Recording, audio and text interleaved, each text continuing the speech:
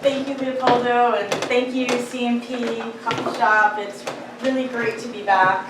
2 years ago, I came here and I read with a friend, and we had a really good experience. And now I've come back and I have a book. So, I'm going to read some poems that are new material and then some poems from the book. So, I live in Portland, and I used to live in a high-rise apartment building where you smell things and you see things you don't necessarily want to see, like cooking and really things that you don't really want to see. Anyway, so I left my high-rise apartment, and this was my experience living in one. It's called The Man Next Door. The man next door vacuums in the nude.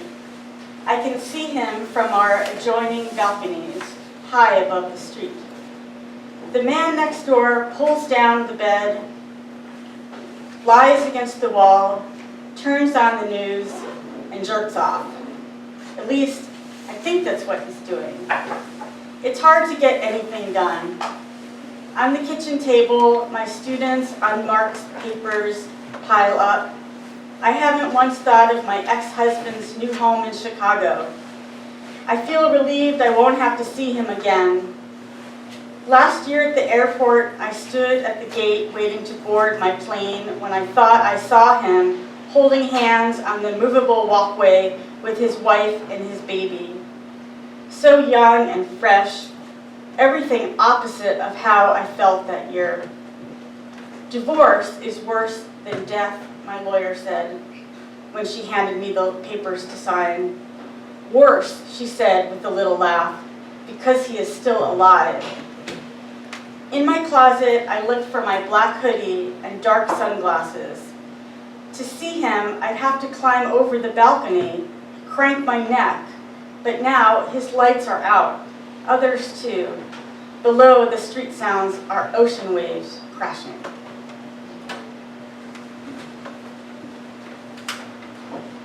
I don't live in a high-rise apartment anymore. So the next couple poems I'm going to read about my family. When I was younger, I couldn't wait to get the hell away from my family. and I did. I went 3,000 miles away from them. But now I want to be with them as much as I can now that they're getting old. I have a great relationship with my dad. This is called Weekend Call to My Father. When my father can't lift his wife off the kitchen floor, he calls the fire department. They come so often to the house, he says on the phone. I buy them boxes of donuts. He coughs a few times, clears his throat, then blows his nose. I can picture him sitting on his cracked blue leather chair, newspapers strewn over the worn carpet. I used to watch my father talk to himself. His shoulders shrugged as he pulled his eyebrows, hands moved as he was shooing flies. In our musty garage, his punching bag hanging from the ceiling, I once stood next to him while he fixed his car. Hands covered in oil, he yelled out, "Screwdriver!" But when I gave him the wrong one, his bald head pulsated bright red. He asks, "Do you need any money?" He's pressing cherry tobacco in his pipe, cracking pine nuts with his teeth, his stocks rising and falling on the TV. I need to get off the phone. I haven't even had my first cup of coffee. But now he's the one who has to go. His wife's calling him from somewhere in the house, somewhere I hope he can get to in time.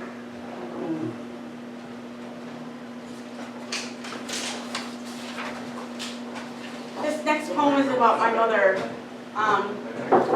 My mother was recently diagnosed with Alzheimer's, and for her 80th birthday I wanted to take her swimming, but she didn't have a bathing suit. So I took her to this kind of fancy bathing suit place in New York, in Portland. This is called Swimming in the Rain.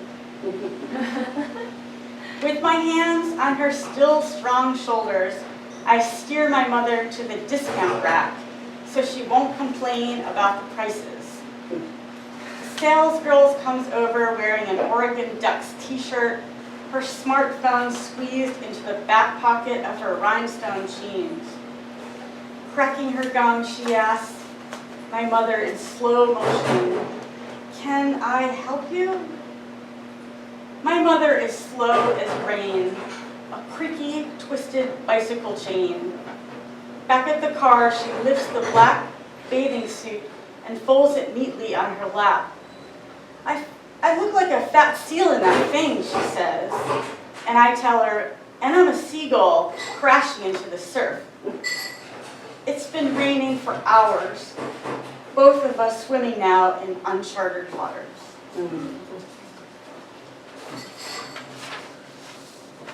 This is about my grandmother, kind of a takeoff of my grandmother, and this won first prize in the Oregon Poetry Association contest. Don't bother the flowers.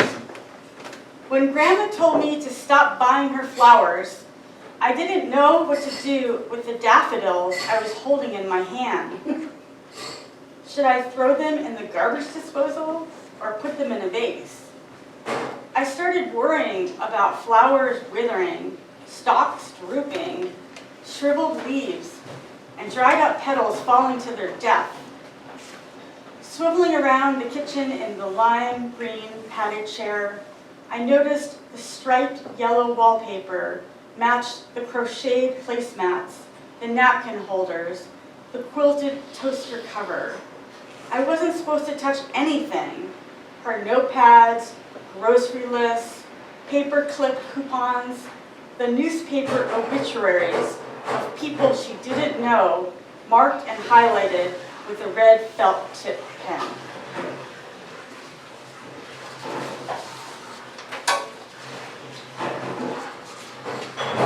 Sunday mornings. Sunday mornings, my mother would drag the rugs out of our red brick house one by one, down the steps in front of the neighbors. She beats the rugs with her broom as if they are flesh-eating aliens. I want to scream, "Stop, no!" But all I can do is cover my face with my hands. I smell my breath, maple syrup, challah, sour milk.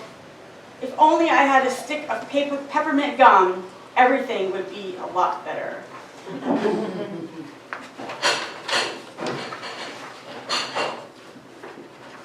Aunt Sylvia's eyebrows. I wish I could tingle like a spin-the-bottle kiss, have 7 minutes of heaven in the closet with Charlie or Tim. Should I speak French when I French kiss them? I wish I had my sister's big boobs, her lime green string bikini, the blonde highlights she makes from squeezing lemons into her ash brown hair. For hours in the mirror, I watch her flip her fair faucet feathers with my banana yellow comb. If she'd tell me what she does with the boys in the cars, it would only be fair. Instead, I lie in bed and think about the red douchebag I found under Aunt Sylvia's sink. That time we stood at her bedroom window, watching a squirrel chase another squirrel up and down the trees, along the fence, even on the roof. "You know," she said, squeezing my wrist, "boys won't want you if you're easy." She looked at me then, her thin, penciled-in eyebrow arching.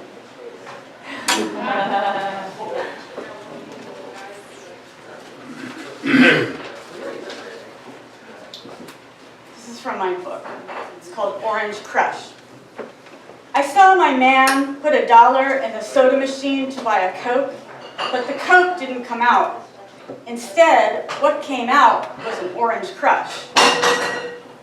My man was banging that machine so hard with his fist, yelling, "God damn it, goddamn machine!"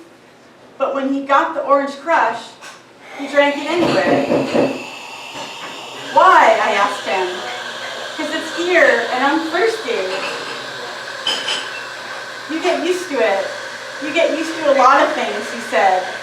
I'll never get used to losing you, I told him. It's a little distracting there. Okay. Better than a leaf blower. Right. What, you have a story about a leaf blower? Okay. Yeah. That's why sometimes the mic is useful to get over the din. Yeah. Coffee house. Yeah. Okay. I'm going to keep going. So I spend a lot of time looking at squirrels in my backyards. I don't know how you feel about squirrels, but they're pretty smart and they're really fun to watch. This poem is in the voice of a squirrel. Okay, it's called Gray-Haired Squirrel. Sometimes I can have the best intentions, but still not find what I left behind. Like when I can't find the nuts I buried in the summer. Each time it happens, I scold myself for not paying attention. What distracts me? My mind wanders too much in the grass. I worry about going home, telling my mate what has happened. Will she cook, cook, mook, growl, bark, or whine? Will she chase me up a tree and thump me on the back until I fall to the ground? Or worse yet, will she threaten to leave me for another younger squirrel with a better memory? Okay.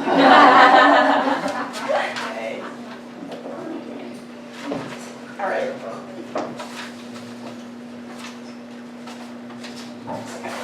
So I bought a house after that bad high-rise apartment I was telling you, and I didn't know anything about a garden, so I did a lot of weeding. It's called weeding. Rocks crumble under my shoes, leaves crunch, dead grass crowds around me. At any moment, I might lose my ground. Braless in my t-shirt and jeans, I kick and whack, yank and snap. With the back of my hand, I wipe sweat off my neck. Weeding is like marriage. Push, pull, right, wrong, healthy, rotten.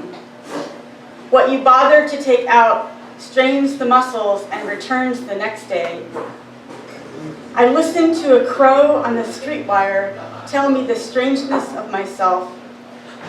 I whisper the things I cannot change. At last, I chop the heads off yellow weeds and leave the rest to seed. So, this is what I'm going to read now. Is I call it my coming out poem because I had a really traumatic experience when I was living in Prague, the Czech Republic, and I was teaching English. I had this horribly traumatic experience. I didn't tell anybody about it, and I was encouraged to write about it, and I did, and it got published, and so now everybody knows about it, and so I'm out of the closet. That's my closet. So I'm going to share this with you now. I remember not sleeping.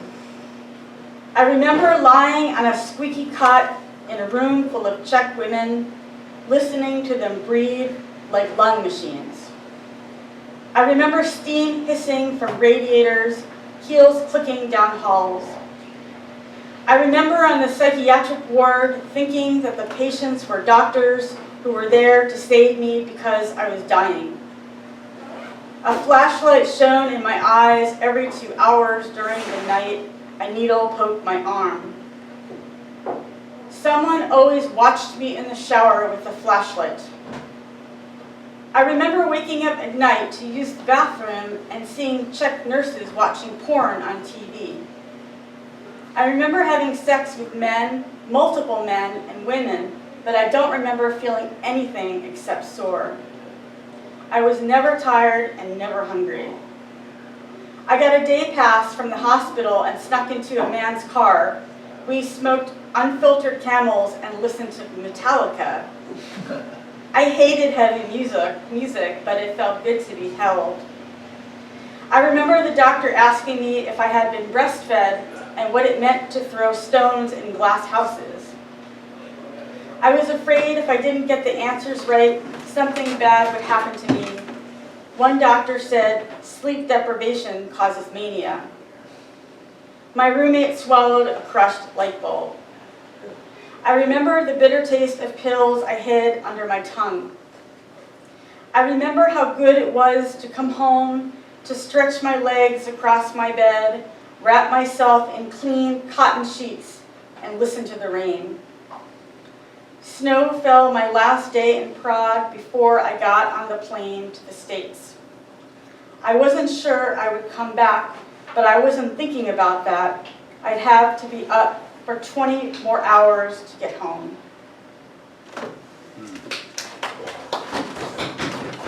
Thank you. I'm gonna end this on I guess one of my favorite poems. It's in my book, but I was an English teacher. I taught immigrants and refugees how to speak grammar correctly, blah, blah, blah.